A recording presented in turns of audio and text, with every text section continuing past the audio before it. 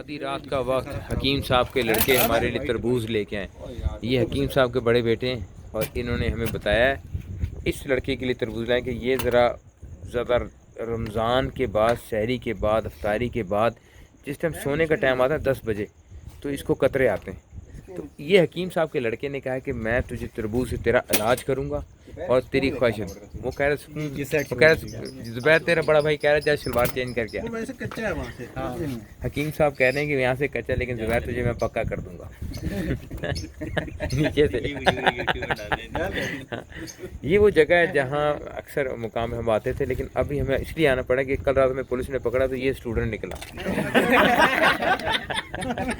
और मैं क्या बोलता, नहीं अक्सर आना पड़ता है और आते सिर्फ इसलिए हूँ कि ये वीडियो बना सकूँ, ये वीडियो बन सके। लेकिन ये जो हकीम साहब की ये तरबूज खाने की रीज़न यही है कि हिकमत की बात है कि जो पीलापन है इसमें पीलापन, टेढ़ापन, अच्छापन, ख़राबपन, नीचेपन, ये हकीम साहब के लड़के जो है सारे पन सीधे कर देते हैं।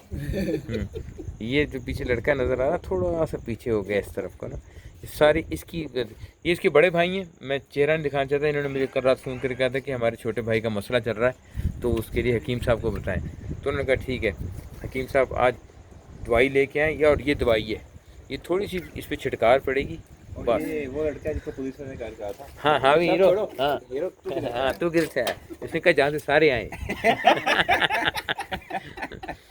रमज़ान के दिन थे, रमज़ान ख़त्म होने को आया, कोरोना वायरस की वजह बावजूद सब कुछ खुल गया।